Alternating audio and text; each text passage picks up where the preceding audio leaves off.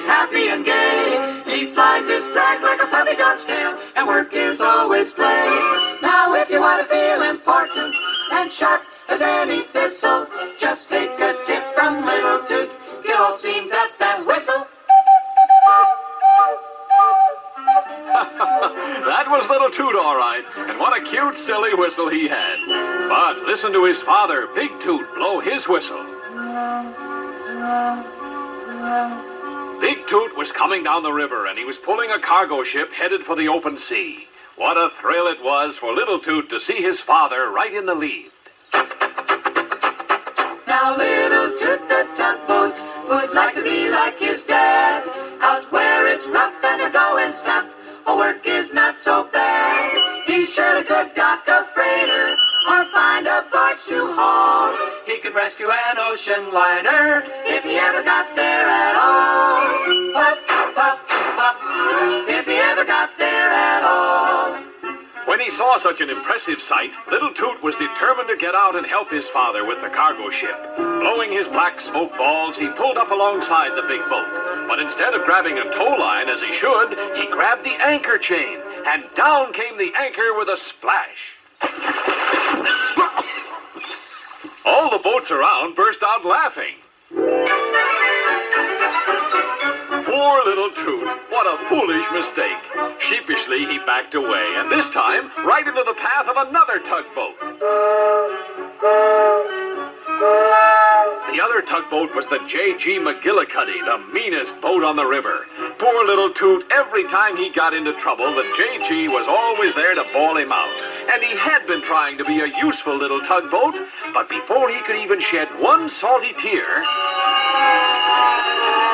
there went the fireboat, and Little Toot chased after it. Pier 15 was on fire, and all the firefighting equipment was there to fight the blaze. Poor Little Toot got right in the way of that fireman's hose. But lucky for him, his father was right there to rescue him. Big Toot felt that if he could only put Little Toot to work, it would help keep him out of trouble. As it so happened, there was a stubborn old freighter across the river that Big Toot had been trying to dock. The other boats looked a little skeptical, but he put Little Toot at the stern and threw him a line. One blast on the whistle, said his father, meant to push forward, and two blasts to pull back. All the other tugboats knew what they were doing, but Little Toot seemed a bit confused. Sounds were coming from all directions, and they echoed and re-echoed around like a chorus of bullfrogs. Was that one blast, or was it two? Pull, Little Toot, don't push! Now you've done it. You got the tow line all fouled up in the propeller shaft.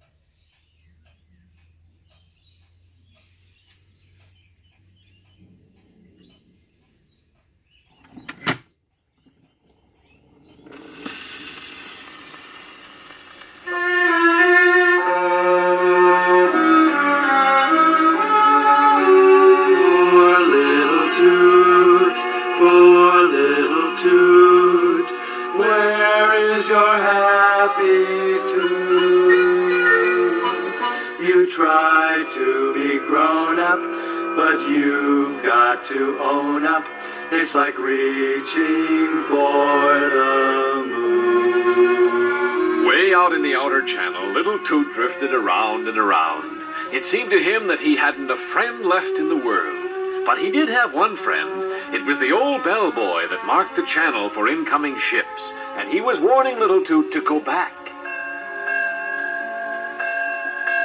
When Little Toot looked all around, he saw nothing but a great gray mist. There was a fog rolling in, and before he knew it, he was completely surrounded by fog. Suddenly there was a sound like nothing he had ever heard. It was the foghorn of an ocean liner, and it seemed to be coming right at him. Little Toot became very frightened. By now the sound was so loud that it seemed to be all around him like the fog. Suddenly there appeared out of the fog a giant ocean liner. In the haze, the ship could see little Toot there in his path. He even reversed his engines, trying to stop, but it was almost too late.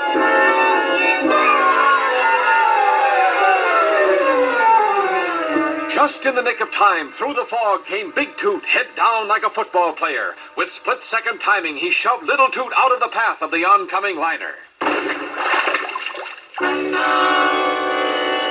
It hurt very much, but little Toot didn't say a word. When the fog lifted, Big and little Toot came into the harbor arm in arm.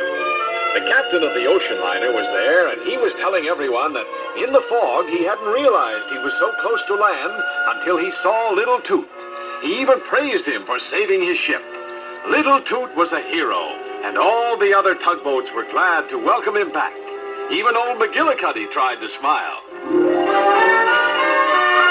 Now little Toot's a hero, it's entered in his log. He still gets into trouble, but he's never in a fog.